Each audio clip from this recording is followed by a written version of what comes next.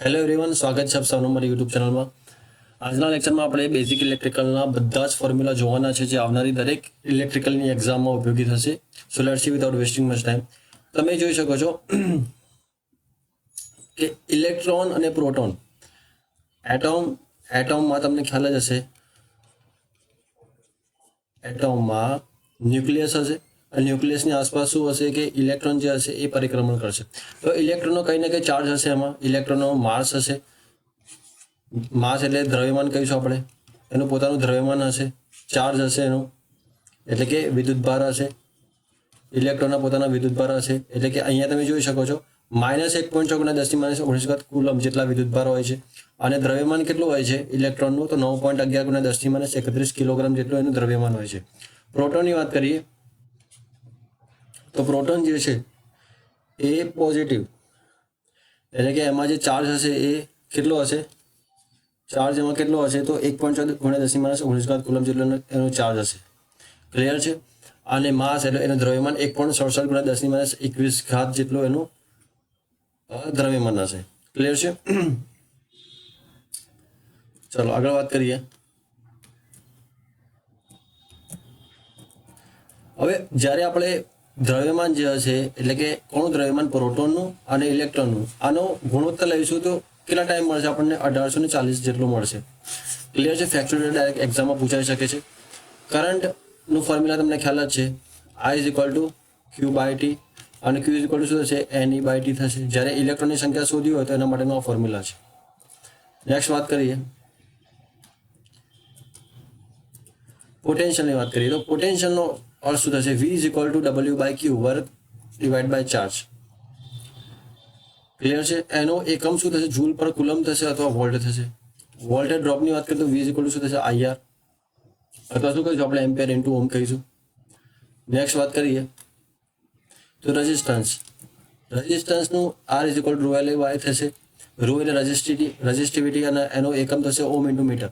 હવે એક્ઝામમાં પૂછાય, આ ઇમ્પોર્ટન્ટની કેટેગરીમાં આપણે કહી શકીએ કે એક કુલમ એટલે કેટલા ઇલેક્ટ્રોન થાય? તો 6.25 × 10⁻18 ઇલેક્ટ્રોન થશે. ક્લિયર છે? હવે ટેમ્પરેચરની ઇફેક્ટ રેઝિસ્ટન્સના ઉપર કયા પ્રકારની થતી હોય છે? જ્યારે કોઈ પ્યોર મેટલ હોય એમાં પોઝિટિવ ટેમ્પરેચર કોએફિશિયન્ટ હશે અને in all having positive temperature coefficient of resistance. Insulating material જે હશે એમાં નેગેટિવ ટેમ્પરેચર કોએફિશિયન્ટ હશે. યાદ રાખજો. કંડક્ટર જે હશે કંડક્ટરમાં એમાં પોઝિટિવ ટેમ્પરેચર કોએફિશિયન્ટ હશે અને જ્યારે ઇન્સ્યુલેટિંગ મટીરિયલની વાત કરીએ એમાં નેગેટિવ ટેમ્પરેચર કોએફિશિયન્ટ હશે. ક્લિયર છે? ચલો નેક્સ્ટ વાત કરીએ. ટેમ્પરેચર કોએફિશિયન્ટ ઓફ રેઝિસ્ટન્સ જ્યારે મારે શોધવું હોય તો આલ્ફા = ફોર્મ્યુલા છે RT. RT નો મતલબ શું થાય? RT - RG નો મતલબ શું થાય? રેઝિસ્ટન્સ જે હશે ચેન્જ ઇન રેઝિસ્ટન્સ એટલે ડેલ્ટા R થશે. અને R0T નો મતલબ શું થશે? કે બેઝિક ઇનિશિયલ રેઝિસ્ટન્સ થશે. અને ચેન્જ ઇન ટેમ્પરેચર. જ્યારે આપણે RT ફાઇન્ડ કરવું હોય તો એના માટેનું ફોર્મ્યુલા શું છે? R0 (1 + α × T). આલ્ફા T = શું થશે? α0 / R0 1 + α0 T. હવે ટેમ્પરેચર કોએફિશિયન્ટ અલગ અલગ મેટલ માટે અલગ અલગ હોય છે. ક્લિયર છે? તેમાં જો મેંગેનીન, ત્યાર પછી કોન્સ્ટન્ટન અને કોપર, એના માટે તમે જોઈ શકો છો 0.0015 / ડિગ્રી, 0.0020 / અને 0.04. આ યાદ રાખજો. નેક્સ્ટ વાત કરીએ રેઝિસ્ટન્સ માટેનું કનેક્શન યાદ રાખજો. ક્લિયર છે? પેરેલલ માટે 1/R1 + 1/R2 1/R3. Star delta કનેક્શનની વાત કરીએ આપણે તો જ્યારે અહીંયા જો આ શું આપેલું છે? આ સ્ટારમાં આપેલું છે. ક્લિયર છે? તો અહીંયા સ્ટાર ટુ ડેલ્ટા મતલબ સ્ટારમાં તો આપેલું છે, જો ડેલ્ટામાં કન્વર્ઝન કરવું હોય તો શું કરીશું આપણે? તો RA, તો સામેવાળું જે રેઝિસ્ટન્સ હશે અહીંયા જો RA બરાબર શું થશે? R1 + R2. R1 અને R2 બંનેનો સરવાળો પ્લસ R1 R2 / સામેવાળો જે રેઝિસ્ટન્સ છે એને ભાગાકારમાં લઈ જશે. ક્લિયર છે? એવી રીતે RB ફાઇન્ડ કરવું હોય તો RB ફાઇન્ડ કરવું હોય તો કેવી રીતે ફાઇન્ડ કરીશું આપણે? R2 R3 આ બંનેનો સમ plus R2 R3 / R1. Clear છે? ચલો નેક્સ્ટ વાત કરીએ. હવે ડેલ્ટા ટુ સ્ટાર કન્વર્જન્સ આપેલું છે, ડેલ્ટા ટુ સ્ટાર કન્વર્જન્સ આપેલું છે. તો અહીંયા જો મારે R1 એટલે કે અહીંયા શું કીધું છે, ડેલ્ટા ટુ સ્ટારમાં જવું હોય તો R1 બરાબર શું થશે, RA અને RC આ બંનેનો ગુણાકાર ડિવાઈડ બાય શું થશે, 3નો સરવાળો એટલે RA RB અને RC નો શું કરીશું આપણે, સરવાળો કરીશું. ક્લિયર છે? તો નેક્સ્ટ વાત કરીએ ઇમ્પોર્ટન્ટ ઓહ્મ્સ લો. ઓહ્મનો નિયમ શું કહે છે, I જે હશે એ પ્રપોર્શનલ હશે V અને I ઇક્વલ શું થશે, V/R થશે અને આ રેશિયો કેવો હશે, કોન્સ્ટન્ટ હશે. પાવર કેલ્ક્યુલેશનની વાત કરીએ તો 3 ફોર્મ્યુલા છે, P = VI V²/R અને I² × R. એકમ શું આવશે, તો વોટ આવશે. એસીમાં 3 પાવર હશે, એપરન્ટ, એક્ટિવ પાવર અને રિએક્ટિવ પાવર. તો અહીંયા જો P = શું થશે, એપરન્ટ પાવર એટલે કે VI, active power VI cos phi અને VI sin phi. ત્રણના એકમો યાદ રાખજો, શું થશે, એ વોલ્ટ ઇન્ટુ એમ્પિયર વોટ થશે અહીંયા VAR થશે, વોલ્ટ એમ્પિયર રિએક્ટિવ. ક્લિયર છે? કરંટ ડિવિઝન રૂલની વાત કરીએ આપણે તો એમાં તમે જો અહીંયા કરંટ ડિવિઝન રૂલની વાત કરીએ આપણે તો અહીંયા I આપેલો છે બરાબર, ટોટલ કરંટ આપેલો છે અને અહીંયા I1 અને I2 એટલે કે અહીંયા I1 મારે શોધવું હોય તો એના માટે formula total current multiply by R2 એટલે ઓપોઝિશન વાળું જે રેઝિસ્ટન્સ હશે એને ડિવાઈડ બાય R1 + R2 કરીશું તો આપણને I1 મળી જશે. I2 કેટલો મળશે, તો I total resistance total current into R1 divide by R1 + R2. Clear છે? હવે તમને ક્લિયર થઈ ગયું છે.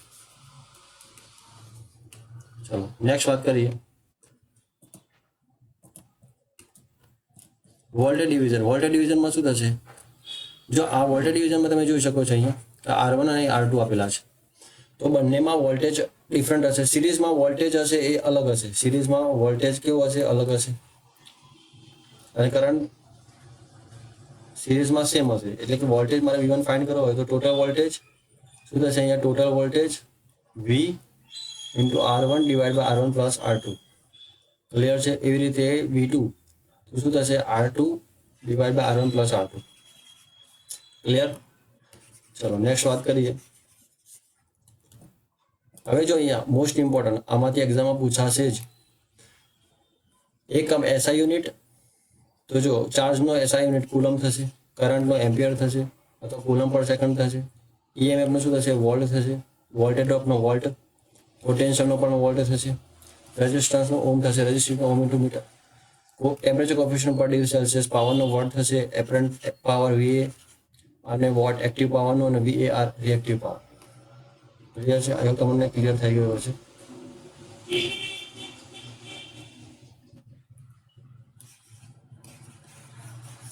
ચલો નેક્સ્ટ વાત કરીએ આપણે. અહીંયા જો મોસ્ટ ઇમ્પોર્ટન્ટ તમે જોજો. હવે ડાયરેક્શન ઓફ સોર્સ, અહીંયા ડાયરેક્શન ઓફ EMF સોર્સની વાત કરેલી છે. તો અહીંયા જો તમે જોઈ શકો છો જ્યારે અહીંયા પોલારિટી આપેલી -2 પ્લસ તો અહીંયા આવશે માઇનસની નિશાની આવશે. જ્યારે +2 માઇનસમાં આપણે જઈશું ત્યારે જે ડાયરેક્શન હશે EMFની એ +2 માઇનસ એટલે કે +VE થશે. ક્લિયર છે? ચલો નેક્સ્ટ વાત કરીએ. હવે જો થેવેનિયમ, નોર્ટન આ બધા થિયરમ છે. આમાં તમારે એટલી વસ્તુ યાદ રાખવાની છે, આનું સ્ટેટમેન્ટ એની એક્ટિવ નેટવર્ક, કોઈ બી એક્ટિવ નેટવર્ક જે હશે converted single equivalent network equivalent voltage source and single equivalent resistance and both are connected in series. તો જો અહીંયા મારે સપોઝ IL મારે શોધવો છે, લોડ કરંટ શોધવો છે તો આપણે થેવેનિયમ વોલ્ટેજ ડિવાઈડ બાય RTH અને RL કરીશું. આ કોમ્પ્લેક્સ નેટવર્ક જે હશે એને આપણે શું કરીશું, સિમ્પલ નેટવર્કમાં કન્વર્ઝન કરી દઈશું. ક્લિયર છે? તો VTH શું કહીશું આપણે, થેવેનિયમ ઇક્વિવેલન્ટ વોલ્ટેજ કહીશું અથવા એને ઓપન સર્કિટ કહીશું વોલ્ટેજ અને થેવેનિયમ ઇક્વિવેલન્ટ રેઝિસ્ટન્સ કહીશું. ક્લિયર? આ ફોર્મ્યુલા તમે યાદ રાખજો, ડાયરેક્ટ પૂછી લે IL = VTH divide by RTH + RL. કોનું સૂત્ર છે? તો કોના માટે છે? તો થેવેનિયમ થિયરમ માટે છે. ઓકે ચલો નેક્સ્ટ વાત કરીએ નોર્ટનની વાત કરીએ. નોર્ટનમાં શું હોય છે, અહીંયા નોર્ટન થિયરમમાં complete network current calculated as a Norton current IN and resistance calculated as a Norton resistance. અહીંયા પહેલામાં ઓપન સર્કિટ કરી દેવામાં આવશે, અહીંયા શોર્ટ સર્કિટ કરી દેવામાં આવશે. તો લોડ કરંટ શોધવું હોય તો IN × RN divide by RN + RL. Open circuit voltage divide by short circuit current એટલે આપણને શું મળશે, RTH મળી જશે. ચલો નેક્સ્ટ વાત કરીએ. ચલો અહીંયા ઇમ્પોર્ટન્ટ બાબત આપે, internal resistance of ideal voltage source should be કેવો થશે? 0 થશે. યાદ રાખજો આ statement. Internal resistance of ideal current સોર્સમાં ઇન્ફિનિટી થશે.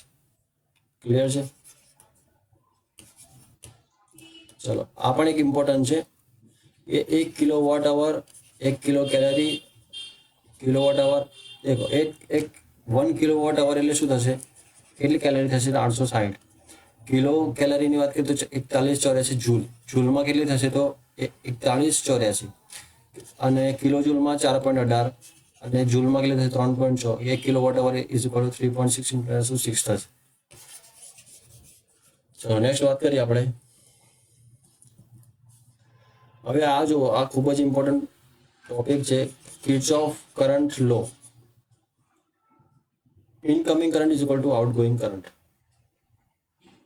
બંને કેવા હશે? આ બંને જે કરંટ હશે કેવા હશે? બંને ઇક્વલ હશે. ઇક્વેશન યાદ રાખજો ખાસ, ઇક્વેશન વધારે ઇમ્પોર્ટન્ટ છે. નંબર ઓફ KCL ઇક્વેશન શું થાય? Number of node -1. Very important.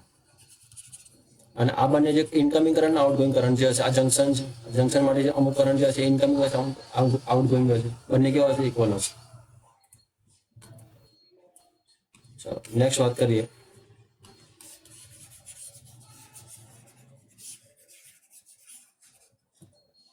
Kirchhoff voltage law. Kirchhoff voltage લોમાં શું હશે?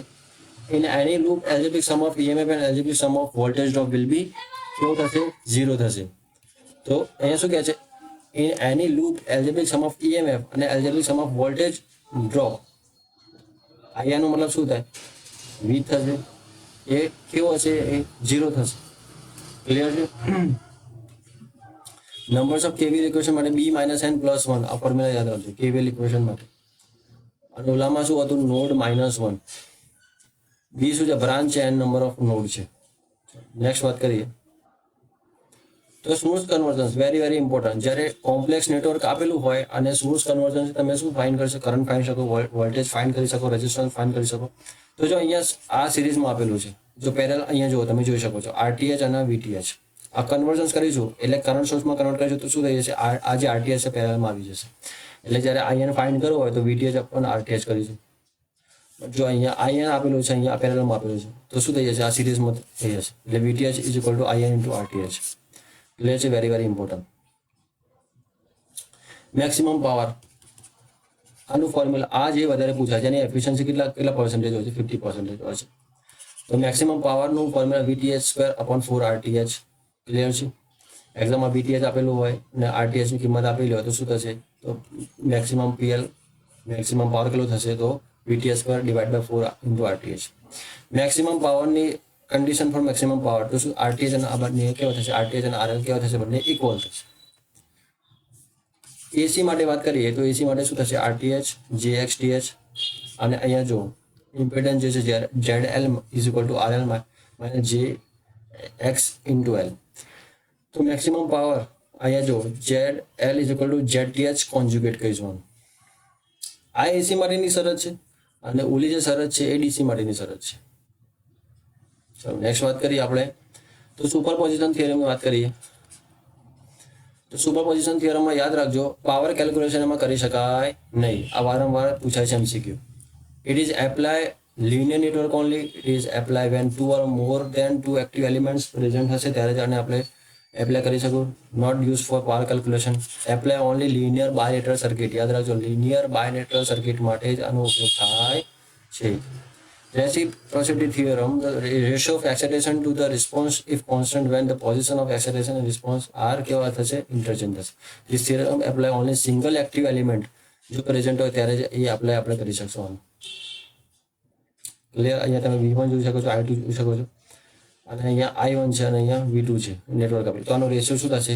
V1/I2 અને V2/I1. ક્લિયર? ચાલો નેક્સ્ટ વાત કરીએ મિલમેન્સ થિયરમ. મિલમેન્સ થિયરમમાં તમે જુઓ એ સોર્સ અને અહીંયા આપેલો છે એડમિટન્સ આપેલું છે, એડમિટન્સ. તો જો એના માટેનો આ ફોર્મ્યુલા તમે યાદ રાખજો. આ ફોર્મ્યુલા જો આપેલું હોય તો સમજી લેવું કે આ મિલમેન્સ થિયરમ છે. ચાલો નેક્સ્ટ વાત કરીએ આપણે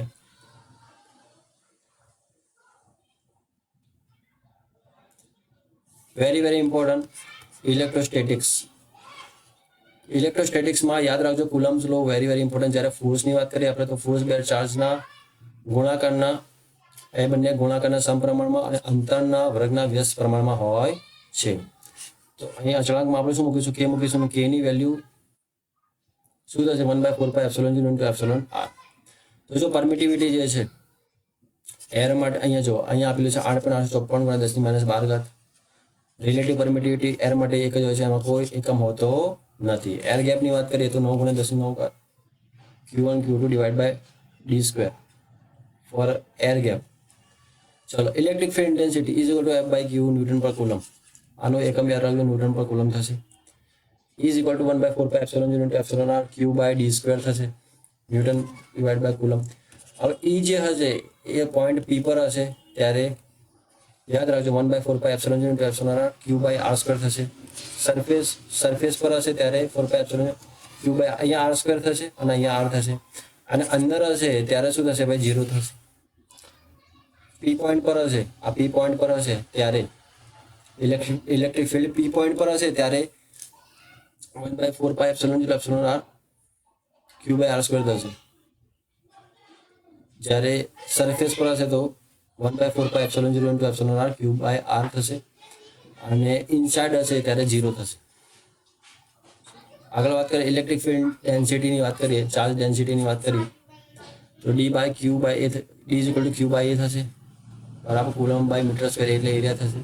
relation between electric field and intensity and density D is equal to ε0 into એ પોટેન્શિયલનું ફોર્મ્યુલા યાદ રાખજો V is equal two W/Q. અને W એટલે શું થશે?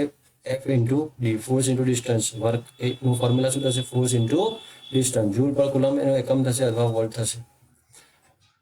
ચલો નેક્સ્ટ વાત કરીએ તો અહીંયા જુઓ, આજે આપણે હમણાં જોઈ લીધું relation between electric field intensity end voltage. તો ઇઝ ઇક્વલ ટુ શું થશે? V/D વોલ્ટ પર મીટર. અને C ઇઝ ઇક્વલ ટુ શું થશે? કેપેસિટર/D ફેરેડ. તો Q is equal two C/V. આ ફોર્મ્યુલા આ યાદ રાખજો ખાસ. આ ફોર્મ્યુલા ક્યાંથી આવ્યું? Q પ્રપોર્શનલ હોય છે વોલ્ટેજના અને Q ઇઝ ઇક્વલ ટુ શું થશે? CV થશે. Capacitor work as a open circuit for DC માટે ઓપન સર્કિટ વર્ક કરશે અને જ્યારે capacitor work as short circuit તરીકે એસીમાં વર્ક કરશે. Battery charging is not possible in case of AC. ચાલો, કેપેસિટરમાં સિરીઝ પેરેલલ કોમ્બિનેશનમાં વાત કરીએ આપણે તો સિરીઝમાં જે હશે રેઝિસ્ટન્સ કરતાં ઉલટું થશે.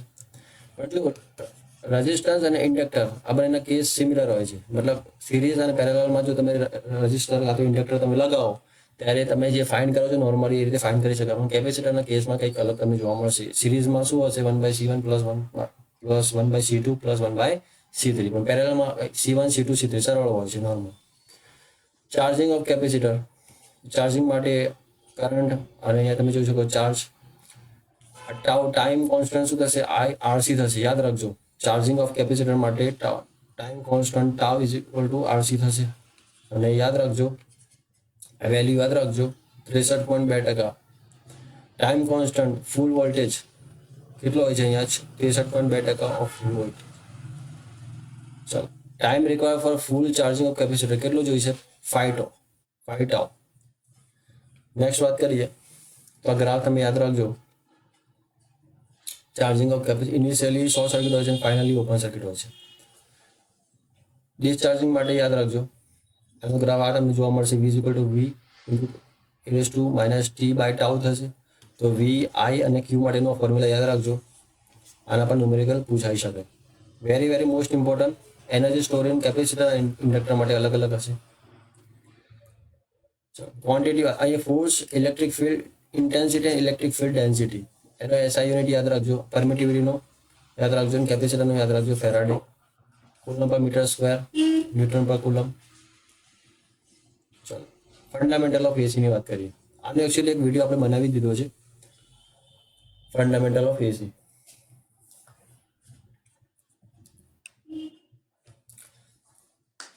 તો અહીંયા એવરેજ વેલ્યુ ફાઇન્ડ કર્યું હોય તો area under 1 cycle divide by time period. આ ફોર્મ્યુલા યાદ રાખજો. ફોર્મ્યુલા એટલે જ્યારે એક્ઝામમાં પૂછાય કે એવરેજ વેલ્યુ તો એરિયા અંડર વન સાયકલ, આ એરિયા જે આ સાયકલનો જે એરિયા અંદરનો જે એરિયા આપેલો છે, one cycle divide by total time period.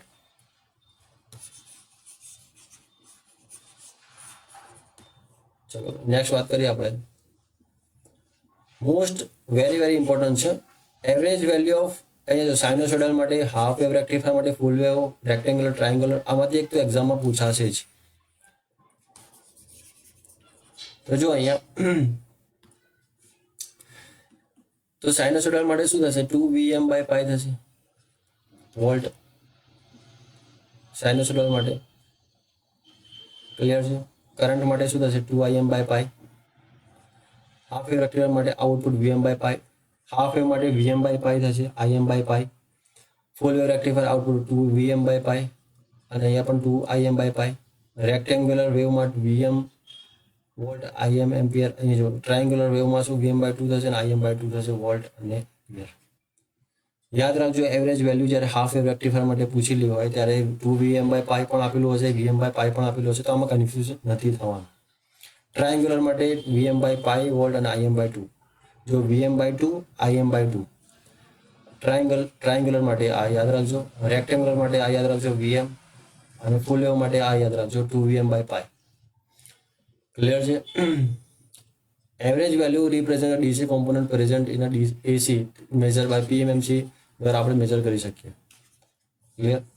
ચલો નેક્સ્ટ વાત કરીએ હવે આરએમએસ વેલ્યુની. હવે એવરેજ વેલ્યુ તો જોઈ લીધી, આરએમએસ વેલ્યુ જોઈએ આપણે.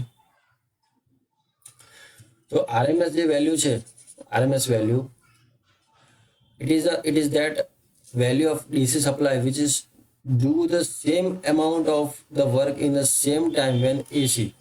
Generally RMS represent the working constant of supply. હવે અહીંયા તમારે યાદ રાખવા જેવી બાબત શું છે? તો જો સાઇનોસોઇડલ માટે Vm/√2 થશે અને કરંટ માટે Im/√2 થશે. હાફ વેવ માટે Vm/2 Im/2. ફૂલ વેવ માટે શું Vm/√2 થશે, Im/√2 થશે. રેક્ટેંગલ માટે Vm અને Im થશે અને ટ્રાયંગ્યુલર માટે Vm/√3 થશે RMS. આ બધી કિંમત શું છે? RMS રૂટ મીન સ્ક્વેરની કિંમત છે. ક્લિયર? ચલો નેક્સ્ટ વાત કરીએ. ફોર્મ ફેક્ટરની વાત કરીએ તો form factor is equal to શું થશે? RMS value divide by average value. આ બંનેનો જો તમે ગુણોત્તર લેશો તમને શું મળશે? ફોર્મ ફેક્ટર મળી જશે. ક્લિયર છે? હવે જો પરીક્ષામાં પૂછાય કે હાઈએસ્ટ ફોર્મ ફેક્ટર કયા વેવફોર્મમાં હોય છે, તો ઓપ્શનમાં આપેલા હોય full wave, half wave, triangle, rectangle. તો હાફ વેવમાં હાઈએસ્ટ ફોર્મ ફેક્ટર હોય છે, સોરી, લોએસ્ટ ફોર્મ ફેક્ટર પરીક્ષામાં પૂછાય તો રેક્ટેંગલમાં હોય છે, અને હાઈએસ્ટ ફોર્મ ફેક્ટર એ હાફ વેવમાં હોય છે, લોએસ્ટ ફોર્મ ફેક્ટર એ રેક્ટેંગલમાં હોય છે. તો ફોર્મ ફેક્ટર વાત કરીએ આપણે, સાઇન વેવની અંદર 1.11 હોય છે, હાફ વેવમાં 1.57 હોય છે, ફૂલ વેવમાં 1.11 હોય છે, રેક્ટેંગલમાં 1 હોય છે, પણ ટ્રાયંગલમાં તમે જુઓ 1.16 હોય છે. ક્લિયર છે? ચલો આગળ વાત કરીએ, પીક ફેક્ટરની વાત કરીએ. પીક ફેક્ટર, તો પીક એટલે કે અહીંયા તમે જોઈ શકો છો maximum value divide by RMS value. તો સાઇન વેવની અંદર 1.41 થશે, હાફ વેવમાં 2 થશે, ફૂલ વેવમાં 1.41 થશે, રેક્ટેંગલમાં 1 થશે અને ટ્રાયંગલમાં 1.73 થશે. ચલો ક્લિયર? એક્ઝામમાં પૂછાય તો તમારે યાદ રાખવાનું છે. જો તમે 1 થી 2 વાર વિડીયો જોઈ લેશો તમને આઈડિયા આવી જશે. ચલો રિપલ ફેક્ટરની વાત કરીએ. રિપલ ફેક્ટર એટલે શું થશે? Ripple factor is equal to under root form ફેક્ટરનો સ્ક્વેર -1 કરશો તમે તો તમને રિપલ ફેક્ટર મળી જશે. ક્લિયર છે? સાઇન વેવ માટે 0.482 થશે, હાફ વેવ માટે 1.21 થશે, ફૂલ વેવ માટે શું થશે? 0.482 થશે, રેક્ટેંગલમાં 0 થશે, ટ્રાયંગલમાં કેટલું? 0.587 જેટલો થશે. ક્લિયર? રેઝિસ્ટન્સની વાત કરીએ આપણે તો I = Vm/R થશે. પાવર ફેક્ટર યુનિટી હશે. Active power VI cos phi, reactive power 0 થશે. અહીંયા એક્ટિવ પાવર = શું થશે? એપરન્ટ પાવર થશે. 3 કેસ છે આપણા પાસે, ઇન્ડક્ટર, રેઝિસ્ટન્સ અને કેપેસિટર. ઇન્ડક્ટર માટે શું થશે? I = Vm/XL sin ωt + 90 degree થશે. કરંટ અહીંયા શું કરશે? લેગ કરશે, વોલ્ટેજ લીડ કરશે, બરાબર. એક્ટિવ પાવર વીઆઈ કોસ 90 એટલે 0 થશે. Apparent power Vi, reactive power શું થશે Vi, lagging reactive power. Power consumption અહીંયા 0 થશે. પાવર ફેક્ટર એ 0 લેગિંગ થશે અહીંયા. ક્લિયર છે. અહીંયા કરંટ જે હશે લેગ કરશે. કેપેસિટર એક્ટિવ પાવર અહીંયા 0 હશે. Apparent power Vi, reactive power Vi sin 90 એટલે વીઆઈ થશે. Apparent power leading reactive power થશે. અને પાવર ફેક્ટર એ અહીંયા 0 લીડિંગ કરશે. ચલો વાત કરીએ આપણે ઇમ્પિડન્સની વાત કરીએ. ઇમ્પિડન્સમાં શું હશે? This opposition to flow of current in AC is called as impedance. ઇમ્પિડન્સનું ફોર્મ્યુલા શું છે? યાદ રાખજો, R plus or minus J into X ohm. Plus V sign જે એ લેગિંગ માટે હોય છે, માઇનસ વી સાઇન જે લીડિંગ માટે હોય છે. આર જે છે રિયલ પાર્ટ છે ને એક્સ શું છે ઇમેજનરી પાર્ટ છે. તો underroot Z is equal to underroot R square plus X square. tan phi angle મારે શોધવું હોય તો theta is equal to tan inverse X by R. Power factor શું થશે? આર બાય ઝેડ થશે.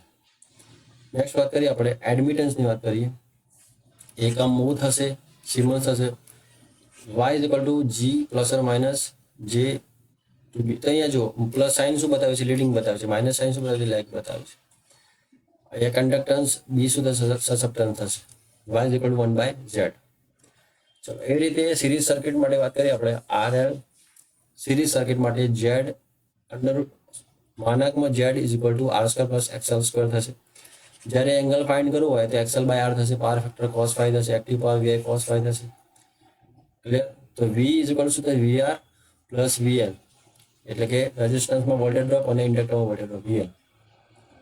સિરીઝ આરસી સર્કિટ માટે R square plus XC square. Angle find tan inverse is equal to XC by R થશે. Active power VI cos phi થશે. અને RLC circuit માટે વાત કરીએ તો Z is equal to V by I થશે. R plus J XL minus XC. અને angle find કરો તો XL minus XC divide by R. અને ઇમ્પિડન્સ ફાઇન્ડ કરો તો under root R square plus XL minus XC square થશે. Series રેઝોનન્સની વાત કરીએ આપણે તો એમાં જો અહીંયા શું કહે છે? ઓમેગા ઓમેગા જો ટર્મ વિલ બી 0 થશે. અને XL minus XC is equal to 0. એટલે આ બે કન્ડિશન એ રેઝોનન્સ કન્ડિશન આપણે કહી શકીએ. રેઝોનન્સ ફ્રીક્વન્સી શોધવાની હોય તો સિરીઝ રેઝોનન્સ માટે તો શું થશે? Omega 0 1 divide by L into C radian પર સેકન્ડ. ક્લિયર છે? અને F0 બરાબર 1 by 2 pi under L C hertz. Clear છે? I is equal to V by Z થશે. V divide by R square plus XL minus XC square થશે. Series resonance impedance. Series resonance impedance. તો series resonance impedance is minimum સિરીઝના કેસમાં. Current flow maximum at resonance unity power factor magnitude of VLBC equal 180 degree out of phase. તો અહીંયા જો આ condition એવી condition છે કે યુનિટી પાવર ફેક્ટર થશે omega is equal two omega 0 થાય ત્યારે. અને જો લેસ ધેન હોય ત્યારે લીડિંગ પાવર ફેક્ટર થશે. અને ઓમેગા ગ્રેટર ધેન ઓમેગા 0 હોય તો લેગિંગ પાવર ફેક્ટર થશે. ક્લિયર છે? ઓકે, તો બીજા આપણે ફોર્મ્યુલા નેક્સ્ટ લેક્ચરમાં ડિસ્કસ કરીશું. ઓકે, મળીએ તો નેક્સ્ટ લેક્ચરમાં. Thank you for watching this video.